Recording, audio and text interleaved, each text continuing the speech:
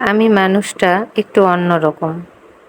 কি চাই, কেন চাই, আমি তা কাউকে বোঝাতে পারি না। কাছের মানুষদের উপর আমার অনেক বেশি প্রত্যাশা করে ফেলি। আমি ধরেই নেই তারা আমাকে বুঝবে, তারা আমার সকল ইচ্ছের মূল্য দেবে। কিন্তু এসব কিচ্ছুই হয় না। পরবর্তীতে এগুলো ভেবে আমি ভীষণ কষ্ট পাই। আসলে আমরা অনেকে এসব ধারণা করি আমাদের যে সবাই বুঝবে এমনটা না। আমাদের নিজেদের একটু কঠিন হতে হবে। অনেক সরল মনের মানুষ আছে এসব ধারণা করে। তো যাই হোক, আমাদের নিজেদেরকে শক্ত হতে হবে, অন্যের থেকে প্রত্যাশাটা কম করতে হবে, আল্লাহর কাছে বেশি চাইতে হবে। আসসালামু আলাইকুম, কেমন আছেন আপনারা?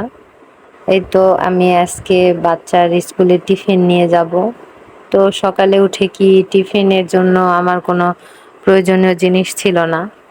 তো ভাবলাম কি করা যায় ঝটপট করে, এই তো রুটি করে নিলাম, নিয়ে গরম পানিতে দিয়ে বাবুর জন্য টিফিন তৈরি করতেছি। আপনারাও তৈরি করতে পারেন। আসলে এই টিফিনটা অনেক স্বাস্থ্যকর এবং অনেক সুস্বাদু। বাসায় চেষ্টা করতে পারেন। আমি অনেক সকালে উঠে বাচ্চার জন্য টিফিন রেডি করে নিয়ে বাচ্চাকে রেডি করতে হয়, নিজে রেডি হয়ে আবার স্কুলে যেতে হয়। আমি সারাটাক্ষণ ব্যস্ততার মধ্যেই আমার চলে যায়।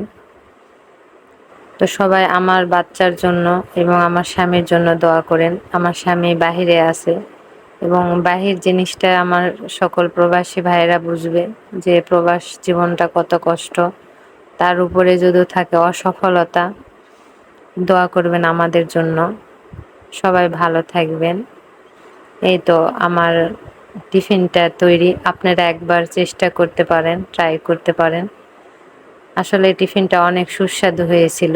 সবাই ভালো থাকবেন। আল্লাহ হাফেজ।